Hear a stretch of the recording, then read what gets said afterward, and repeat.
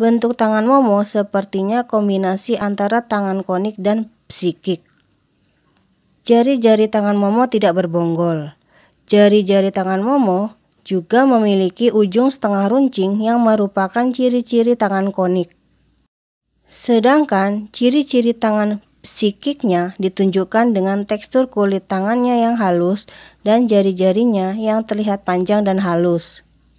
Kombinasi tangan konik dan psikik membuat Momo mempunyai sisi-sisi kreatif, imajinatif, dan juga sensitif, intuitif. Momo mempunyai bentuk tangan yang terlihat seimbang dan kokoh. Garis-garis tangan Momo terlihat tergurat dengan baik dan dalam.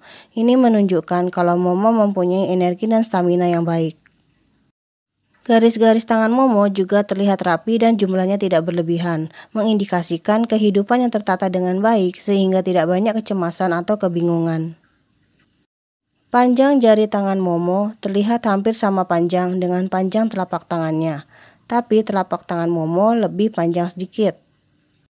Hal ini menandakan kalau Momo tidak perlu berpikir lama sebelum bertindak. Dia berpikir dan bergerak cepat, tapi tanpa terburu-buru. Dia bukan tipe peragu.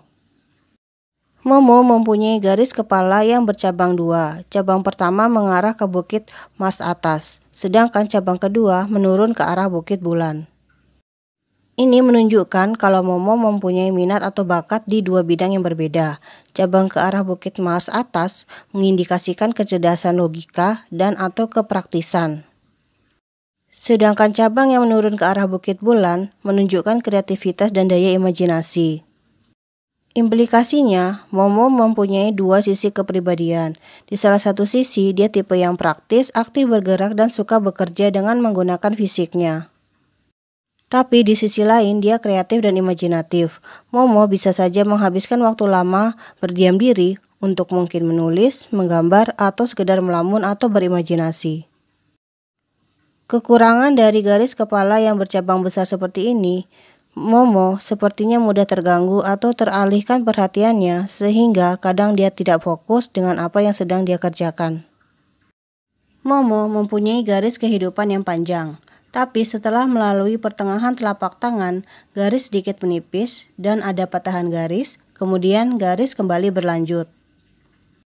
Tapi garis kehidupannya melemah atau menipis, kemudian kembali tebal begitu mendekati dasar telapak tangan. Hal ini menunjukkan ketika Momo berusia di atas 35 tahun, ada kemungkinan dia akan mengalami sakit fisik atau cedera secara fisik.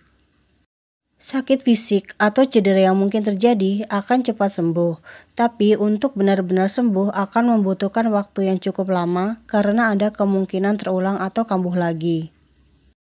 Tapi meskipun membutuhkan waktu, pada akhirnya Momo akan pulih. Meskipun kondisi fisiknya mungkin tidak bisa kembali 100% kuat seperti sebelum sakit. Perlu diingat, ini hanya kemungkinan berdasarkan tanda-tanda yang ada di telapak tangan. Bisa saja salah. Kalaupun benar, karena belum kejadian, masih bisa dicegah. Sakit ini sakit fisik, bukan sakit mental atau emosional, karena patahan ini terletak di tangan kanan, tangan dominan Momo. Di sebelah garis kehidupan, di sisi bagian dalam, ada garis-garis paralel yang mengikuti garis kehidupan. Ini disebut garis pelindung atau garis malaikat pelindung. Momo mempunyai lebih dari satu garis pelindung. Bisa dibilang, Momo mempunyai beberapa malaikat pelindung. Malaikat-malaikat pelindung ini selalu siap mendukung, memberi kekuatan, menjaga, melindungi, dan membantu Momo. Malaikat-malaikat pelindung ini bisa keluarganya, pasangan dia, teman-teman dia, atau bahkan orang lain yang tidak disangka-sangka, atau bisa berupa keberuntungan. Karena sepertinya tidak ada garis-garis vertikal yang memotong garis kehidupan dan garis-garis pelindung ini, perlindungan dari malaikat-malaikat pelindung Momo ini bersifat positif. Cara mereka melindungi Momo tidak sampai mencampuri dan mengganggu kehidupan pribadi Momo. Tetapi setelah Momo sembuh dari sakit atau cedera fisik ini, malaikat-malaikat pelindung Momo sepertinya menjadi overprotective. Dan Momo sepertinya akan merasa terganggu dengan sifat overprotective dari pelindung-pelindungnya sehingga mungkin akan memutuskan untuk pindah ke luar negeri. Karena garis-garis pelindung ini paralel dengan garis kehidupan, bisa dibilang Momo mempunyai beberapa garis kehidupan. Ini mengindikasikan kalau kehidupan Momo sangat berwarna dan menarik. Garis hati Momo berawal di bawah jari kelingking, melengkung ke atas dan bercabang dua. Yang satu mengarah ke atas dan yang satu lagi ke bawah. Cabang garis hati yang ke atas mendekati celah antara jari telunjuk dan jari tengah, sedangkan cabang garis hati yang melengkung ke bawah mendekati garis kepala.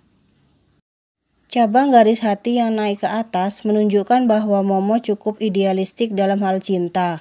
Dia mempunyai bayangan tentang cinta yang ideal di dalam pikiran dia. Sedangkan cabang garis hati yang melengkung ke bawah menunjukkan bahwa Momo rela berkorban apapun demi cinta. Namun ketika dia patah hati, dia bisa benar-benar terluka dan terpuruk.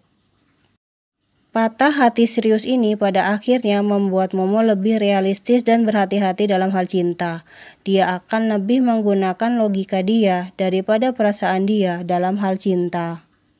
Jari tengah Momo cenderung menekuk ke arah jari manis atau jari cincin. Ini menandakan bahwa Momo perlu waktu sendiri dan perlu kebebasan untuk mengekspresikan sisi kreatif dia, seperti menggambar, menulis, menari, dan lain-lain.